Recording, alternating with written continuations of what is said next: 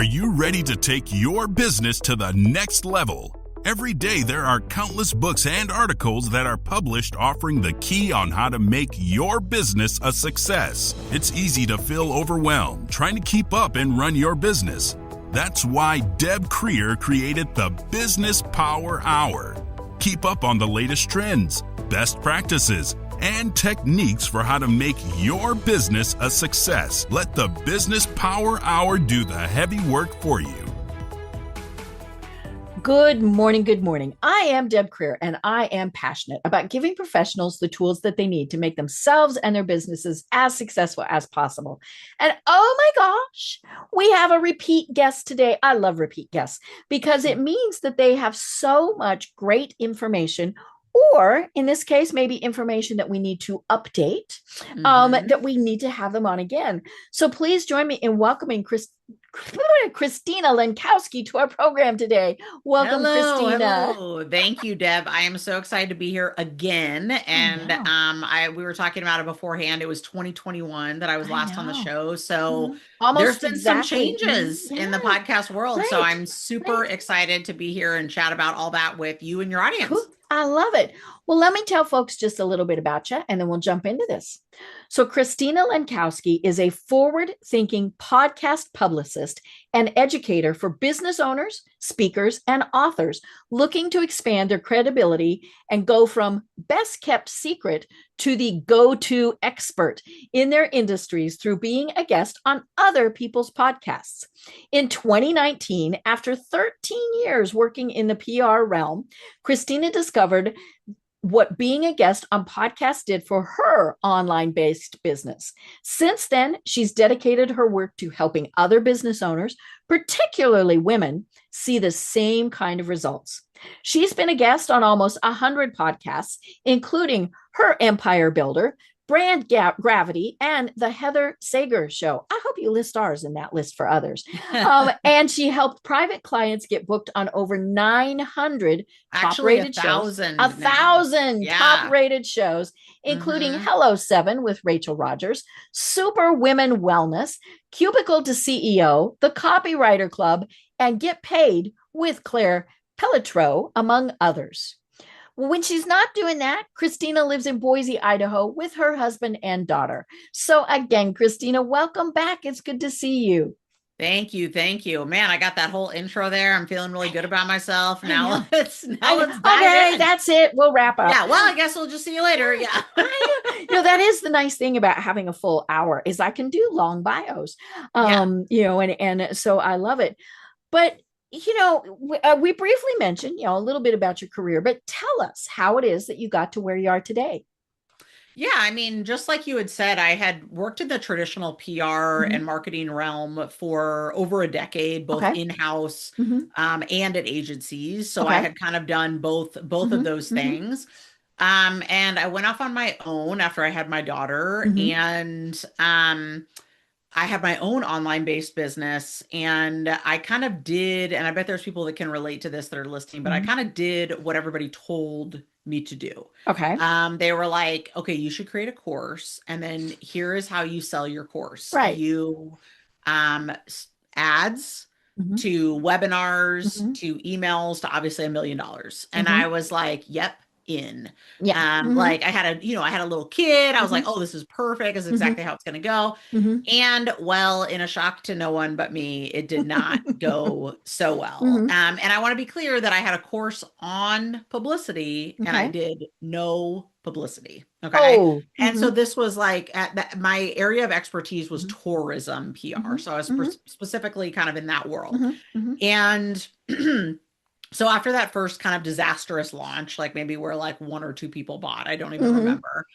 You're like, oh dear. I was like, all right, I'm going to tap back into me, And so I was like, you've already pitched thousands of things at this point in your life. So like, what is a place that you could pitch yourself to? And podcasts, this was like 2018, 2019. So podcasts were a thing, but they weren't the thing that they are now, where they are just such a part of our life, such a part of our, every day.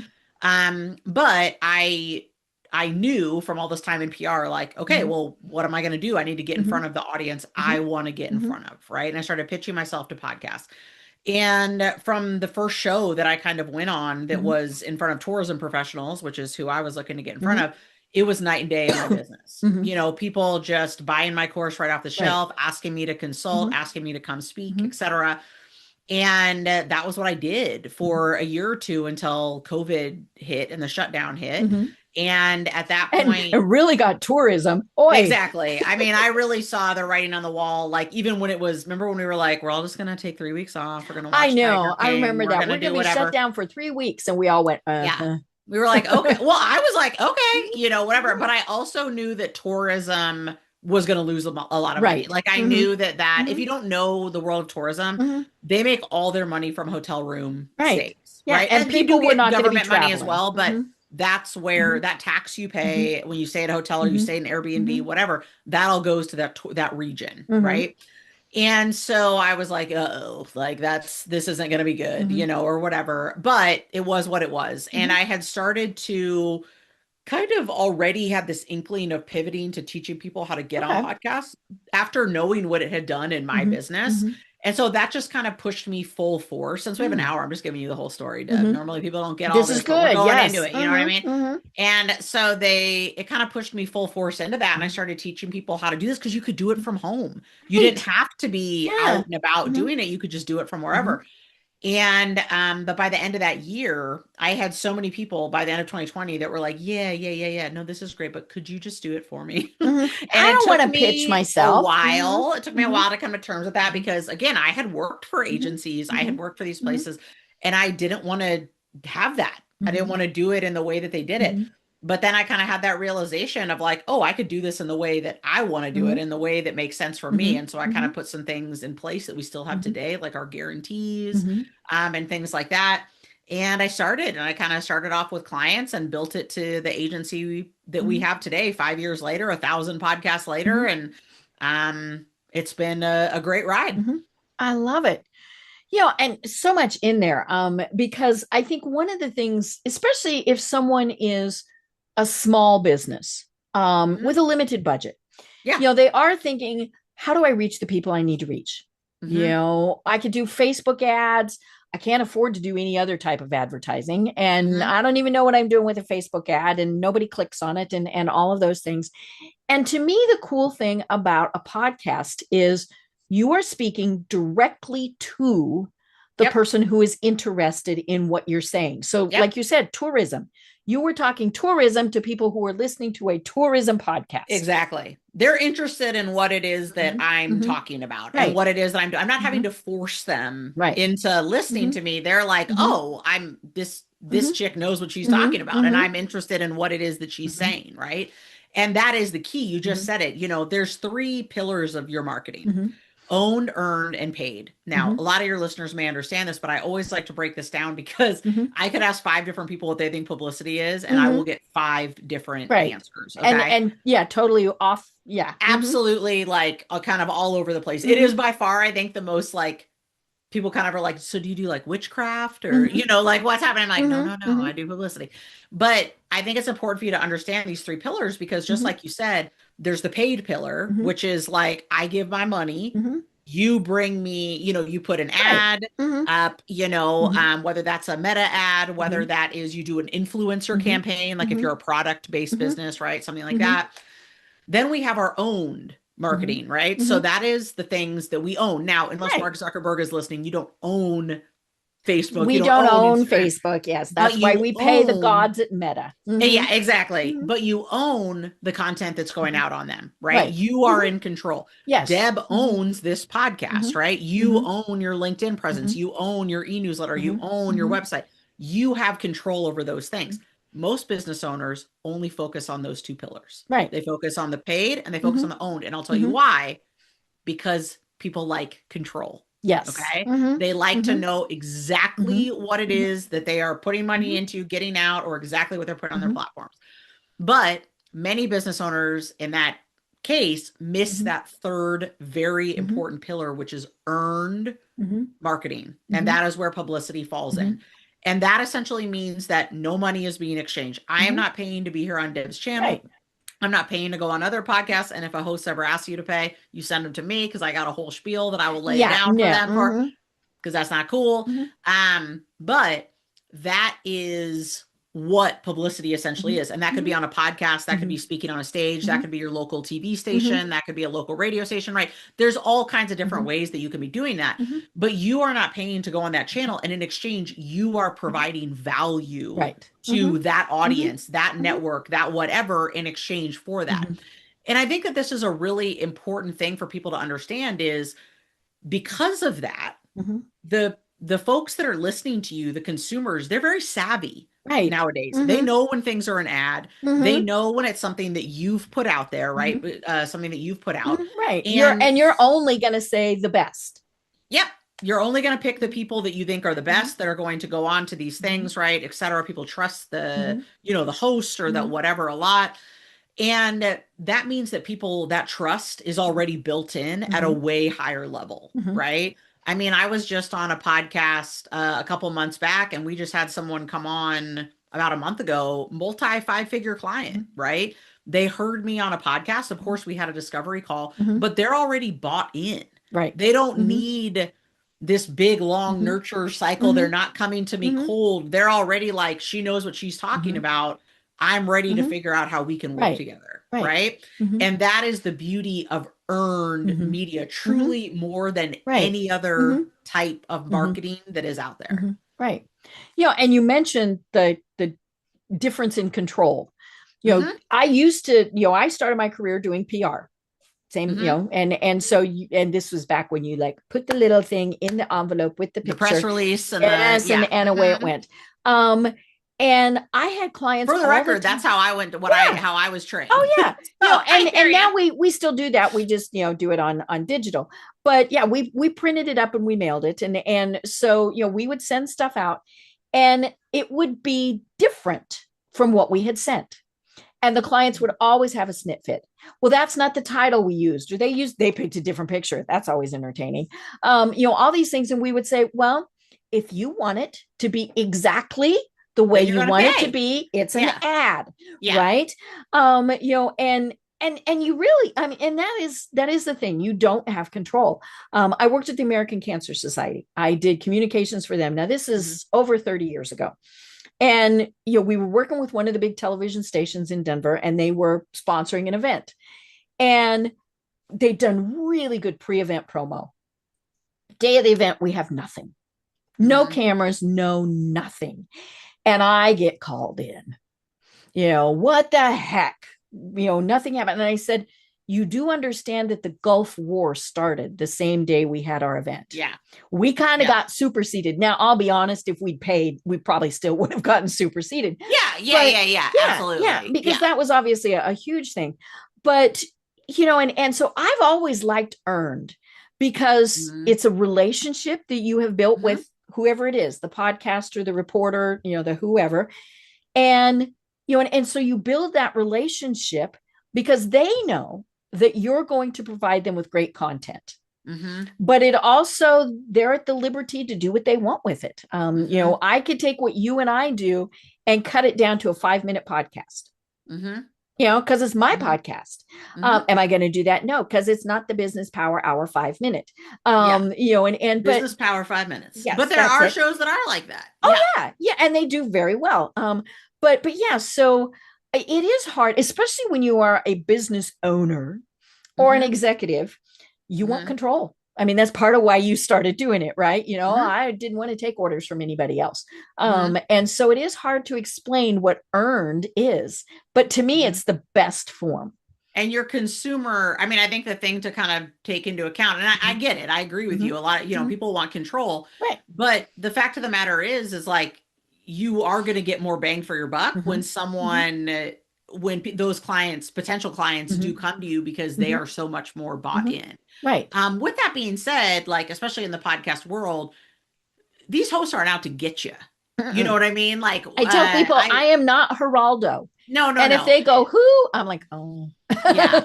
Honestly, that was even before my time, but I know who you're talking about. I get it. I get it. I will say though, like I've been on over 100 podcasts at this point. So I'm very, very comfortable with this. When you're doing your first couple, you're of course nervous, right? You're going to sweat and stumble your way through, et cetera. But please know that like in this business world, I have never had an experience with a host where I was like, oh, they're trying to make me look like an idiot. They're trying to make me look like a fool, anything like that. That has never, ever, ever happened. They are trying to put the best product out there for their audience that they possibly can. There are even times like most hosts will say, because most podcast recordings aren't live, right? They're pre-recorded. They're going to be released at a later date. They'll be like, hey, if you really mess something up, no worries, just stop it. We can fix it. We can fix it, and we can always re-record it and go again. All these things. So I'm saying all this to make it clear that like, it's okay. You're no one's out to get you. No one's going to splice it into some, this isn't some crazy news station out there that's like splicing things. This isn't TMZ. They're not trying to find the most salacious story they possibly can. They are trying to find out what value you have to add to their audience, and then get that out to those earbuds. Right. And there are times now I typically will chat with my guests 15 minutes or so before we actually go on the air. It's a business podcast. It's not like we have to build relationships, and things like that. But there are times where I will say, I'd like to talk about X. Is that okay? And almost always they say yes. Sometimes they say no, I'm not comfortable. Okay, well, and then I make a big note. Don't ask about, because of course it's in my brain. So then did they say yes or no? But yeah, I'm not going to do gotcha questions. And even if I can tell that somebody is thinking, oh, I don't want to ask that, I'll immediately divert it. And because it's not good. And I've had some guests on that, we're very sensitive in nature. I had a guest on one time who started her business, and it's called Monster Golf. It's an indoor miniature putt golf, right? Yeah. And it sounds really fun, and all this. Well, in the preparation, they send me her book about being sexually abused by her father starting at age 4. And I was like, okay, I'm confused. And so, kind of, discussing it with them. And the book was okay. I mean, it would say the monster came into the room. That was it. You didn't need more details. No. But she started her business. Notice I said the monster came into the room, and her company was Monster Golf. Yeah, that's weird. Her business was the way of going up yours to her dad, right? And so it was actually a very interesting conversation, but I was very, very careful about how and I talked with another person who she had started her business after her son committed suicide. And so, I will ask the a basic question, but I'm not going to, well, now tell me how it made you feel. No, I mean, we know how it made them feel. I'm not going to do that. But it was like, okay, so why did you turn this tragedy into this business? Right. And then people are going to get real about that. They're going to get into it. And that is what people relate to. That's what they remember. Those are the stories that people really, really are like, I gotta find out more about this person. I need to remember this person. I'm going to remember them for years to come, because their story resonated with me in whatever way. It is. And this is why I think it's so important for more voices to get out there, is you have a story to tell. You have something that people are going to relate to. When they hear that, especially in your voice and in their earbuds and on one of their favorite shows, that is going to resonate with them. I mean, from a business perspective, yes, but even just from a personal perspective, right? And it doesn't have to be, I mean, those are pretty extreme cases. Yeah. It might just be, I got really tired of being the person that never got the credit for the work I did. 100%. So I started my own business, right? Or I have an autoimmune disease and I started this company because I want to deal with this, right? Like there are all kinds of different things. To your point, it doesn't need to be like this. It doesn't need to be, they're all different levels of that. There's clients, women that we worked with before that are like, it was hard to just be a mom. Like after I had, done all this. So these aren't necessarily the hugest things in the world, but they're things that people can relate to. Yes. They can say, I feel that way too, or I felt that way too. Right. And so let me find out more about this person and kind of what they do. Right. Right. And of course, the thing with podcasts is there are millions. Mm-hmm. Now we say that, but there's an asterisk. Yes, because there is a big asterisk. Yes, a huge asterisk, because there might be millions of podcasts, but most of them are not actually still active. Correct. Or they do one every once in a while. I talked to somebody one time who said, yeah, I do a podcast when the spirit moves. And I said, so your listeners know? And he went, oh. Right. Yeah. And I mean, like we go live Monday and Thursday at 11 Eastern time. People know that's when now, I can look at my numbers. It's not like all these people jump on, right? But they know it's consistency. And so, that's a big part of it. But it's also, and I don't remember, I mean, the last stat I heard was that most podcasts don't get past 34 episodes. I don't know why. If I'm being perfectly honest, I don't even think most get past 10. Yeah, because it's hard. It's very hard work to have your own podcast. That's not to discourage anyone from doing it, but I do think it's really important to understand what your end goal is. Because I have a lot of people come to me that are like, actually, I was on a training for my program, Booked and Broadcasted, this morning that I run for people. And they asked me this. They said, okay, so obviously I'm in on guesting. I'm really interested in doing that. I, joined your program, right, et cetera. But also, is there a certain point when it makes sense to start a podcast too? And I was like, okay, this is a great question. Let's break this down a little bit. What I want to know from you is, what is your end goal? Right. Okay? Why do you want to put in this time and effort? Because if your end goal is that you want to really build your brand, if you really want to build your brand story, your brand narrative, etc., and you have the ability to do it, start a podcast. Right. Like that is, there is truly like no better way out there for people to get to know you really deeply, understand every facet of your business, etc.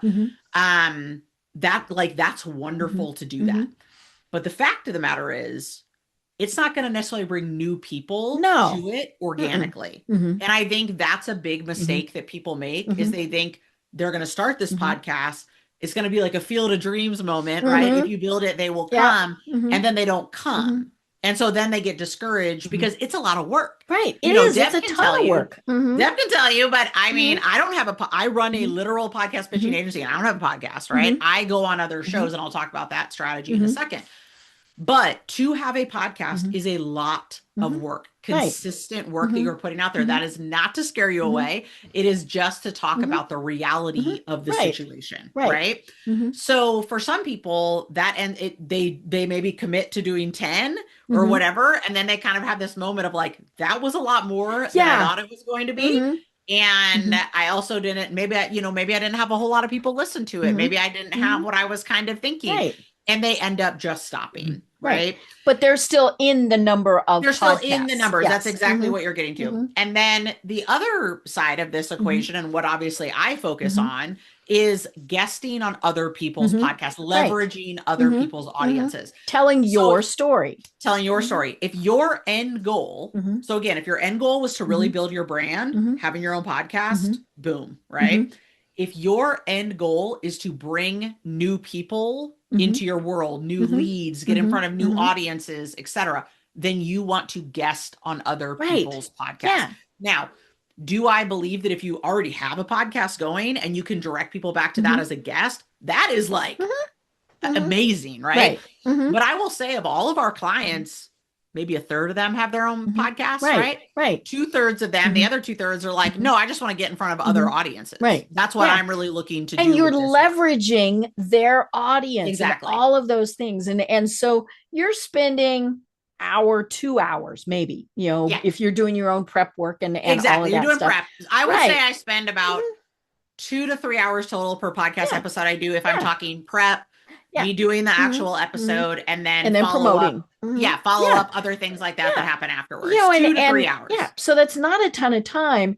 But if you're on somebody else's podcast, and I don't want to talk numbers of, oh my God, they have 1 million listeners, because you might be on a podcast that is so focused on what you do and what they do. I can get into this. Yes. They might have 10 listeners, but they are the perfect 10 listeners for you. Yeah, this is a huge thing that I talk about, because we've gotten our clients. I mean, you heard some of the shows you listened to the beginning. Those are huge shows. Right. Cubicle to CEO, Hello 7, etc. And they're wonderful shows to have that proximity to power on, right? To be able to say, hey, I was on this show. I was on. Exactly. And that is a big deal. Right. That is a big deal. It's a credibility marker. Don't get me wrong. But a lot of our clients make a lot more money by going on smaller, niched podcasts. The more niche, the better, quite frankly. For a lot of these shows, we have a client of ours. She runs a multi-million-dollar tax and accounting firm, and her name's Danielle. And they work with all kinds of women-owned small businesses, but she particularly loves to work with like med spa owners, salon owners, etc. Because she was a stylist before she went. So she speaks their language. She speaks that path. She knows those, that audience, etc. So again, these aren't the only audiences we get her in front of, but she loves to get in front of those audiences. And it has made her a lot of money. Right. And these shows, to your point, they might have 100 listeners, 500 listeners, 1,000 listeners, meaning they're not the biggest shows out there in the land that have 20,000, 50,000, 100,000. I mean, we're not even talking the, Joe Rogans or the Mel Robbins or anything like that.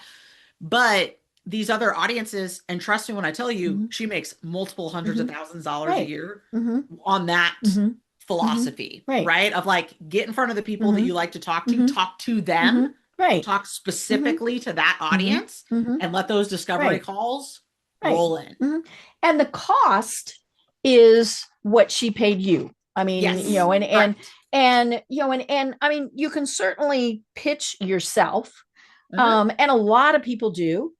But, we also hire people like you to do it. And so, but yeah, you're not doing, again, it's your time, but it's not like you paid to be on that show or you paid for that ad or whatever. Yeah, Danielle's not paying to go on those shows, right? Like, meaning she's not paying that host to go on that show. She is paying her publicist, right, to pitch her on those shows. To use the relationships that we cultivate and that we have to make that happen. Because you're exactly right. It's like, and anyone who's listening, you can pitch yourself. Like, that's the beauty of this type of work is like, if you have the time and the ability to do so, you can be sending these pitches and making it happen. Right. Yeah. And a lot of people obviously do that at the start because they can't afford somebody. It's funny. I get probably 3 to 5 pitches a day. Yeah. I've been on the air a long time. We've got a popular show, all that good stuff. And we book several months out. We don't actually book the interviews, but we keep the list going. And I had somebody last week who we said, great, we'll keep your person's name in mind, but it will be November or December at least before you hear back from us. And he responded, I've been doing this 14 years. I never had this response. If we pay you, can we get on sooner? Oh, wow. And I said, no. Yeah. I said, thank you for asking, but that is not how I operate. Yeah. And I mean, the one thing that I do request, and is if someone is an author, I want a copy of their book. Sure. If you want to talk about it. If you don't want to talk about it, then, and a digital version is fine. Please don't spend the money to send me a book because I have bookshelf after bookshelf of these books. And so, but I will tell people, if you want me to talk about your book, then I need to get a copy of it. Yeah. I love that. Yeah. And so that's the only thing that, and so, I mean, that's been one of the really cool things is I get lots of these business books, which I do need to figure out I guess I need to take them to like the business college or something. Yeah. That's a good idea. Yeah. But yeah, that really 14 years and I'd never had somebody say, can we pay? That does really surprise me because, and I love that your response was your response because I guarantee to you there's hosts that would say, oh, okay. Oh yeah. You know what I mean? Like, let's figure this out.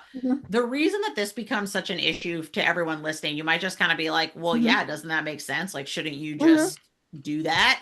Or like, well, what is the issue with paying to get in front? You guys said it takes time to put on a pod, like why not be paying whatever? The reason for that is the second money is exchanged, and I'm talking about $1. Like just people will be like, well, it's $50. It's only $50. It's like we get this, guys. I can't even tell you. We get responses like that all the time. That becomes an ad. Right. And it is no longer earned media. It is no longer earned media, and it is no longer, there's a whole different set of ethics that are involved with that. And to be perfectly frank, if I'm paying you, I want all this, then I want all the stats. I want all the info. I want to know who listened. I want to know exactly how many people are listening. I want to know, because by the way, guys, that info isn't public. No, that info isn't out there for you to just get. You're kind of making an educated. Now we have a back-end tool that like we use that we pay a lot of money for, but for the most part, the regular individual, they're not able to access. And by the way, the things I'm accessing, I also take with a grain of salt. You know what I mean? Yeah, because you're not quite sure. Maybe the cat stepped on the keyboard and launched it. I'm not quite sure. Well, the one I use actually sources from who hits play on the top 3 podcast players. So the cat's probably not doing it. It is a little different, but you're right. But I also am like, they could have listened for 30 seconds. Do you know what I mean? Right. Yes. I don't necessarily know all that info, right? And you don't know that they are a 32-year-old woman living in the suburbs of Detroit. I don't take the demographics, honestly, guys. No. I really you don't get those. Don't even pay very much attention to them. And anybody who tells you that they've got that, no. I'm kind of like, we'll see, do you? But my point of this being is like, if I'm going to place an ad, then I'm going to want all that information. And by the way, if I'm placing an ad, this is the big thing we ask people, always feel free to ask this if someone asks you for payment. Do you disclose that this is a paid interview? And actually the server that I use through C-Suite Network, that's a button on there. Yeah. And sometimes, I mean, I will say 95% of the time, the answer is no. Right. And they kind of make that sound like, they're like, no, we don't even disclose it. And I'm like, okay. And then I have a whole blog post that I send them that's like, why that's not right. Right. Now, most of the time we don't hear from them again. Right. But we give that information out. The other 5% of the time, they are like, yes, we do discllose. And then we may not move forward with that, but I at least know that, okay, they're on the right side of what they're supposed to be doing. Right. Because look, I get it. And if you want to have it be a sponsored episode, that's a different deal, right? Yes. Like if Deb was like, hey, we're have Christina Lenkowski on today. Today's episode is actually sponsored by Publicity by Christina. And she says that a couple times throughout. That's a little bit of a different scenario because you as the consumer know at that point, oh, okay, she paid to be on here. Right. And that gives you a different mindset because your minds would be blown if I were to tell you some of the podcasts that charge to have their guests, to have guests come on, because your trust in them would immediately go away. Yeah, that comes back to, like, oh, so was that person actually the best at XYZ, or was it just that they paid you $5,000 to be on your show? Right. Yeah. And now you can monetize podcasts, and you'll see this all the time. Mine is not monetized. And by monetized, though, that means at some point, somewhere, and my server might drop an ad in at the end and the beginning.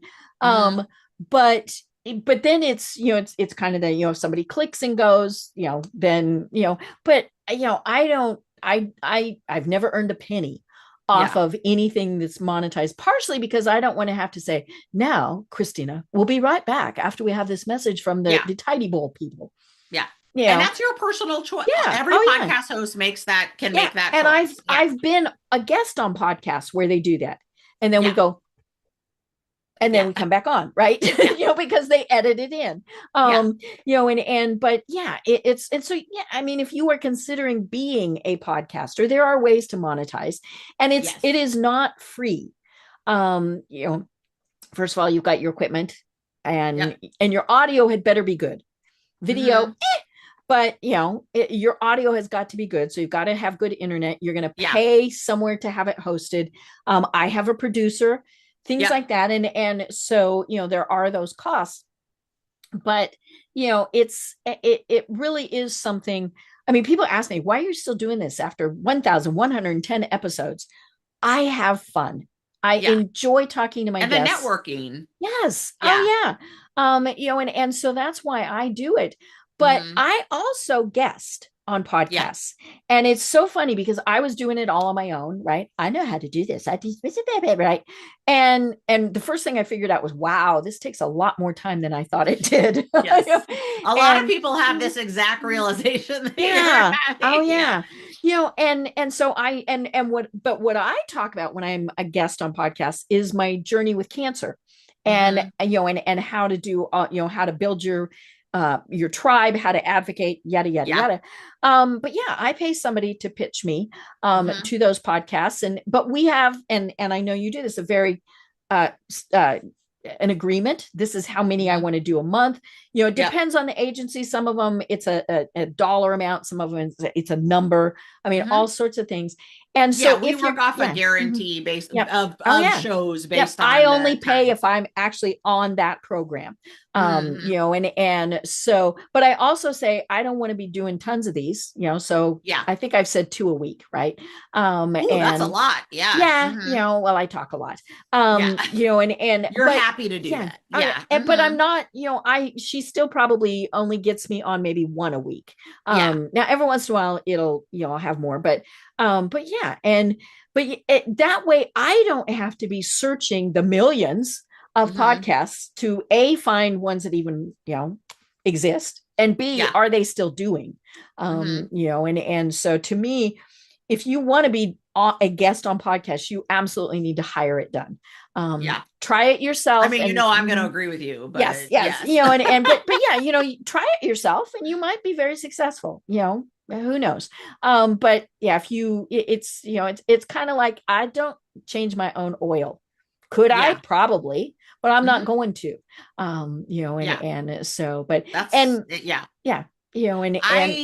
think for me, the big thing that as a business owner, a thing that I implemented a couple years ago that I still have in place is, and I think all business owners should have, is a visibility KPI. So essentially, how often are you getting in front of new audiences? And that is not your social media. No. That is not your podcast. That is not your things. It is going on podcasts, going to events, speaking at events. And that could be a local networking event. I'm not talking about like, you got to go out of town and go do whatever. I mean, that could be part of it. But I mean, for me, my visibility KPI is an average of 1 time a week. I am getting in front of a new audience and I track it, right? Like I know for me, I'm not trying to get on 1 podcast a week like Deb is. I'm trying to kind of more 2 a month that I like to get on. That's what we kind of recommend for our clients too. And then I have other things that I'm doing, right? Going to events, going to networking stuff here where I live, etc. And I track, what comes from those opportunities. And that might come 9 months down the road, 6 months down the road, right? Et cetera, for me going to an event or things like that. But I think so many business owners do not do this. Right. They do not put themselves out in front of new audiences regularly. And I am here to tell you that this is what you have to do in this day and age to scale. In order to scale, in order to get bigger, in order to keep having leads coming into your business. Because for me, I don't know about for you, Deb, but the most times when I get people to come and become clients is when they first hear about me. They hear about what I do. They hear me on a podcast. They meet me at an event. Tell me more. Like that. And they're like, yes, like I want to book a call with you. I want to find out more about what you do. And that is when they become clients. That's not to say that people don't become clients that met me a long time ago, but for the most part, especially for my higher ticket clients, that is how it works. And so I tell myself that sometimes when I may be getting on, like I have a month, the next month and a half, I'm traveling a bunch for work. And there will be a time when I'm going to be like, like in the middle of it, like, why'd you do this to yourself? Even though I like traveling. But it will become a lot. I have a kid. I have, all this type and you're of stuff. traveling from Boise. I travel from Atlanta. That's a lot easier. That's a lot easier, depending on where you're going, depending on where you're going. But yes. And so I'm doing all this stuff. But I also know that's where I make money, right? Is like when I'm showing up in front of new audiences regularly, again, at events, on podcasts, right? Etc. So please, if you take anything from today, it is that we got to be getting in front of new audiences regularly. And podcasts are one of the truly, I would say, easiest ways for you to be able to do that. Right. Yeah. Well, I mentioned that you were on in 2021. And so it's been 4 years. Yeah. What has changed in those 4 years? Many, many things have changed in those 4 years. I think that there's kind of 2 that I wanted to just bring up in this conversation. The first is the way people listen to podcasts have changed. Okay. It definitely was that in 2020, 2021, we were all discovering podcasts. Like a lot of Yes, us were we just were kind of stuck at home. We discovering had nothing podcasts. It better was to like, do. we all hyperfixated on Mhm. podcasts. Like we were like, oh my God, I have like 20 podcasts I listen to every week. You know what I mean? Like, et cetera. And we were so excited to do that. I think the average around that time was seriously 10 shows per week Right. that people were because we listening had to. nothing We had to do. time. And If you were like me, you were tired of talking to your own family and you just wanted to the hear other cat people's doesn't voices. respond. Yeah, going on, etc. And now there aren't necessarily official numbers around this, but I would say anecdotally, I think that people probably listen to now more like 3 to 5. That would be my guess. While they're working out or driving or yeah, while they're something. doing things, but they are real deep on those 3 yes. to 5. Oh yeah. Meaning And they are never very much like, miss an episode. exactly. And, like I am listening to this show every week or every day, even depending on what the show is and who it is, right? But they are all in on those podcasts. And what I say about that is that means when those hosts have and by the way, this doesn't mean just big shows. Like I'm saying this, that doesn't mean that at all. But what I'm saying is when they then have a guest on because they're listening, they really love these 3 to 5 hosts, they are really listening to who they're bringing on, right? They are taking that into account. Whereas again, when they were maybe listening to 10-ish shows a week, they were kind of just more so skimming through stuff, right? And like, it might have even been just background noise for whatever they were doing. Background noise for whatever they were doing, right? To hear anything like that. So I do think that how we listen has very much changed and like kind of where we're in. I mean, there are hosts, like I was at Podcast Movement last year. And like, I like true crime, you know, there's definitely a couple of true crime shows that I listen to regularly. And they had one of the hosts, one of the show with, it's called Dark Down East. And she was there speaking.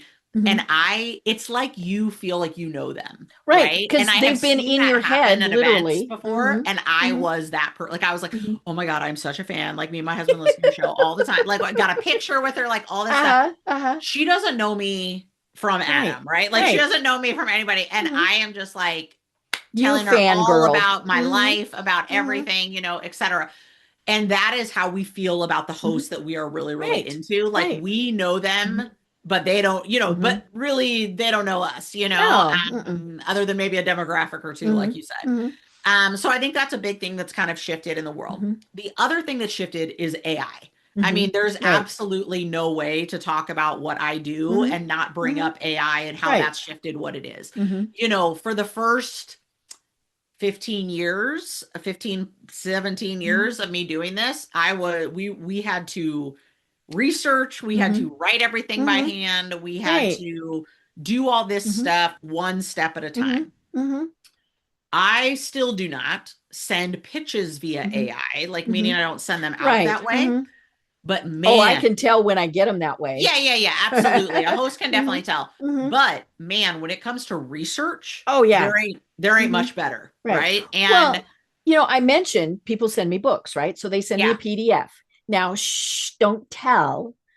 I pay for the Adobe service that uses AI to summarize the book. Yeah.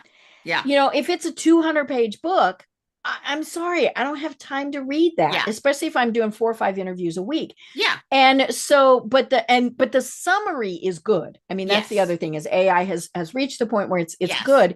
And so that's what I get. I get the summary. And then, you know, I'm like, oh, I got to make sure to go back and read this book. Well, if you have your own podcast, y'all, you better be using AI because there are so many tools out there for podcasters that can literally edit your episode, pick the clips that you're going to want. Like they can even like it's pretty nuts out there. I don't do a lot of that just because I like doing my own stuff, and that's fine. Yeah, but I know it's out there. That's out there. Oh yeah, so it is pretty sweet in that way. I've seen some of those tools, and I am like, dang, that is awesome. Oh yeah.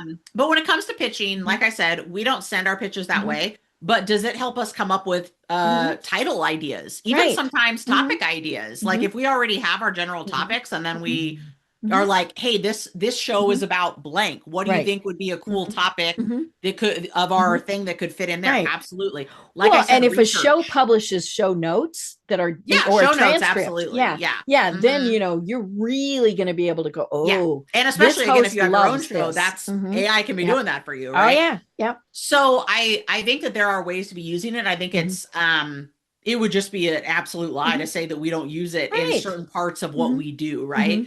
And so when it comes to research, like I said, being able to say, hey, I want to have 20 shows.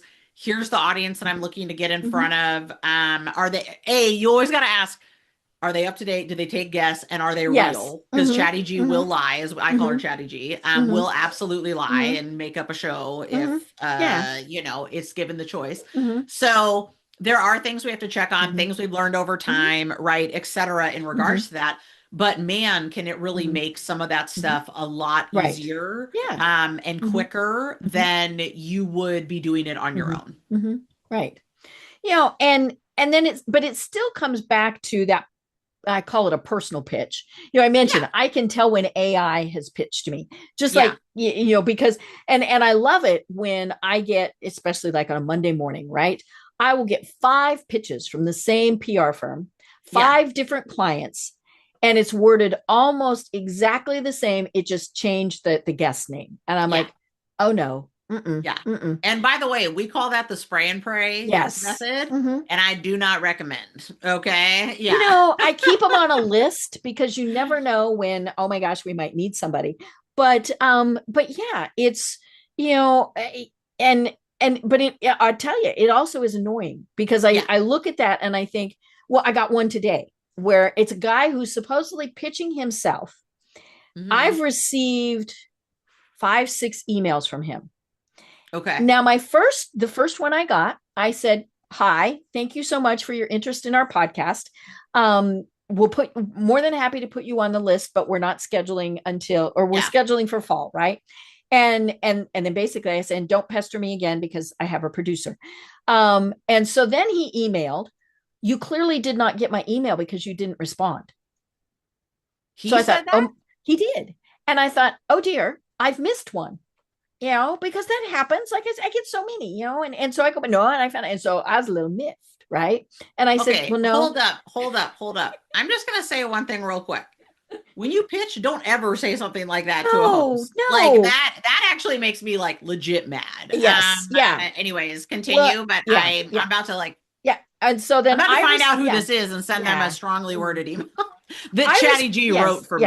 Yeah. I responded to him and I said, well, actually, I did respond on September 30th. Please look through your emails. And then I got his pitch, his same pitch again. No. And I'm like, no, he's off the list. He is not even to be considered, but here's the thing, we're doing this as a host along with everything else that we're doing. So please. Yeah, this isn't your whole business and your whole life. Make it as easy for us as possible. That's it. Yeah. And I was sharing this with somebody else earlier today. You filled out my form. I have a form that goes out. Please tell us 5 suggested questions and topics in your bio, yada, yada, yada. Every once in a while, I will have we sent you the one sheet. No, I ask different questions than what's on the one sheet. And so, that gets them on the list. But my all-time favorite was a woman who, and I knew, it was a firm.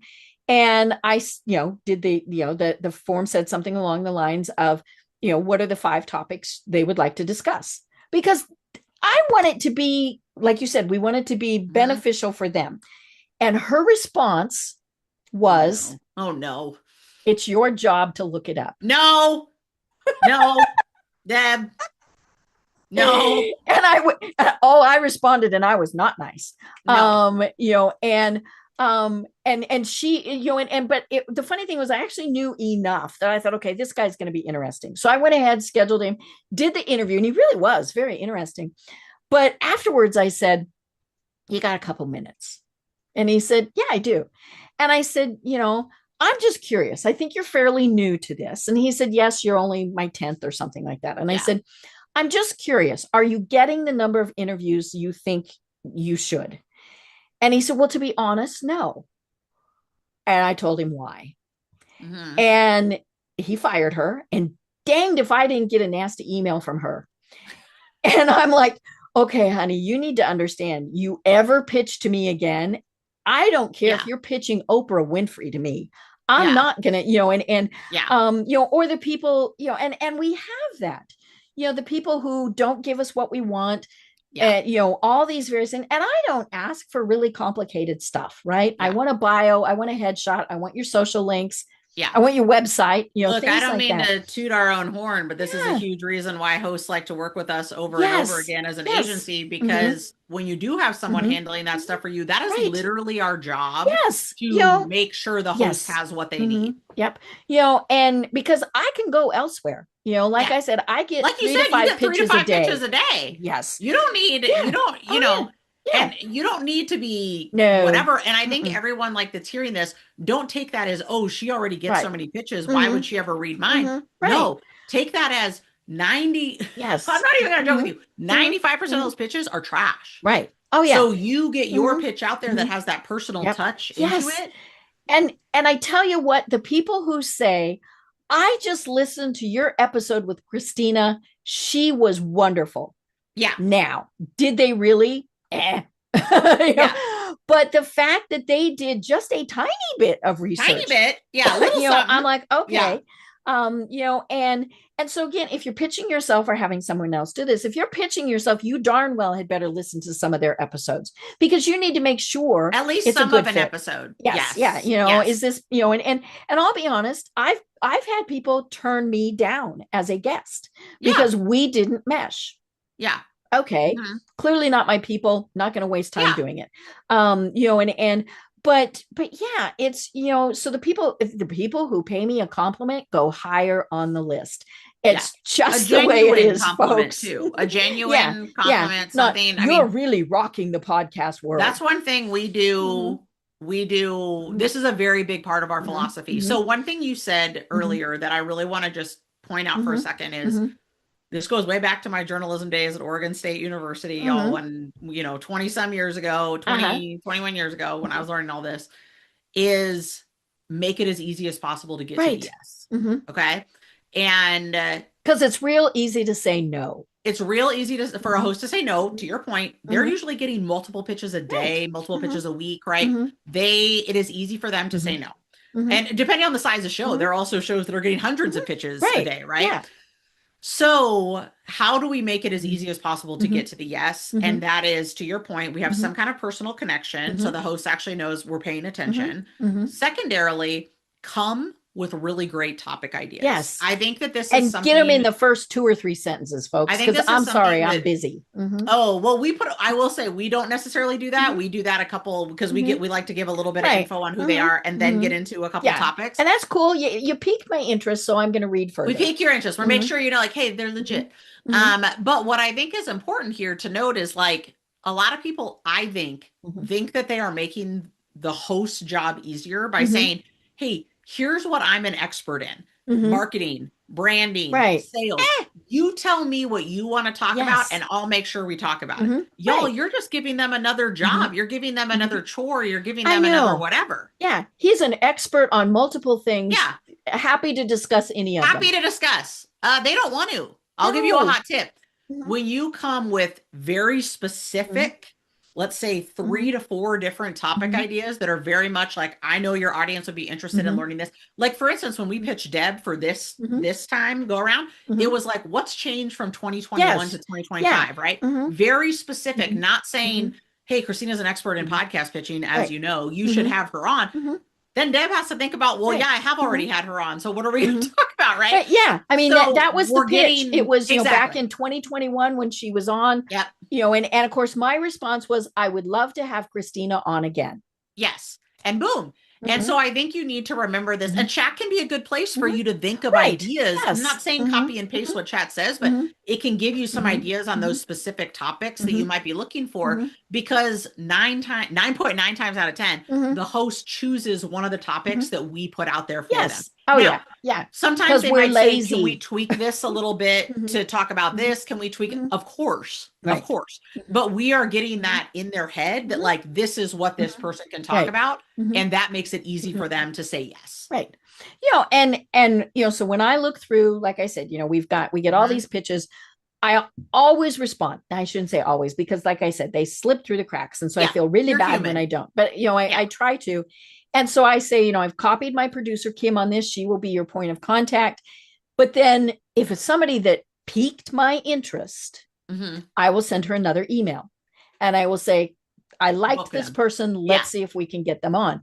And let's also be honest. We have two lists. We have these people pitch to us list, which has, however many, 5 times 5 is 25 a week. So 100. I mean, like we could book through the end of next year. And then there's Deb says list, and so those are people, and we almost always give priority to a repeat guest, and things like that. But yeah, it really is. And I think maybe the thing is to think about, if you were the host, how would you want to get the information? Was it easy? Was it interesting?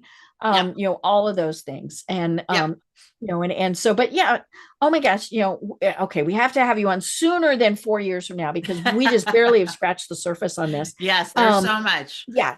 And so we will definitely do that. But for the people who are like, okay, I know I need to do this, or I'm not satisfied with where I've been doing it. There's one or two. We got you. Yes. So how do they find you, and what are the services that you provide? Yeah, the easiest way to find us, or the thing that I like to direct people to, is I have a fun quiz at podcastpublicityquiz.com. Really great place. You can kind of go figure out, do I think I'm more done for you? Do I think I'm more do it yourself, done with you? Which I believe, Deb, we actually did a VIP day for you, or a VIP day together a long time ago. So that's where we write essentially all the things you need to be able to start going and pitching yourself. So we kind of have those different avenues there that people can take. The main services that we offer are our VIP day, just like I kind of mentioned with Deb, where we go through and we have a meeting, we do a messaging doc, and then we create all the things so that typically a member of your team can be pitching on your behalf, right? Most of our work comes through our done for you service. And so that is where we have clients. Obviously, we work with them for either 6 months or a year, and we are pitching, getting them booked on shows. We do a guaranteed number of shows across that time period. Okay.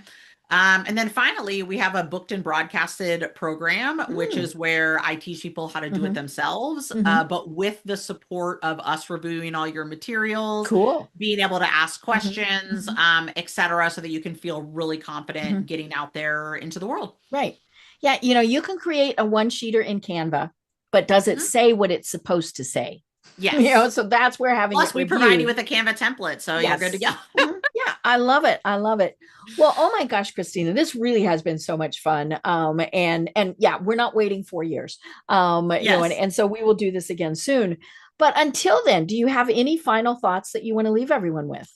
I have one final thought I want to leave people with, and that is, I know that there are those of y'all listening in that are introverts, or, and you're kind of thinking to yourself, there is no way I am going to, I get the strategy, I understand it, but there ain't no way that I am going to put myself out there in this way, put myself in front of the mic, whatever.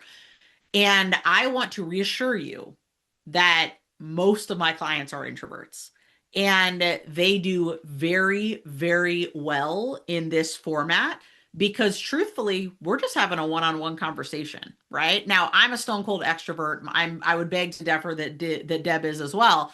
So we like doing this type of thing no matter what, right? But seriously, most of my clients are introverts, and they absolutely crush it on podcasts because they are super authentic. They know how to go real deep on a one-on-one conversation. And they take that relationship with the host further, in that way. So I just want you to remember that when you're thinking about this and you're kind of getting in your own head about, oh, I don't think I could ever do that. That sounds like too much. That's only for people that like to be on stage and like to be doing whatever. No, this is literally a one-on-one conversation that's recorded that other people are going to listen in on later, but it is something that's really easy and attainable for you to do. Oh my gosh, I love it. Well, I'm Deb Creer. I've been having so much fun chatting again with Christina Lenkowski. And until next time, everyone have a great day. Tune in for our next program for even more trends, best practices, and techniques for how to make your business a success. The Business Power Hour, hosted by Deb Creer, is proud to be part of the C-Suite Network.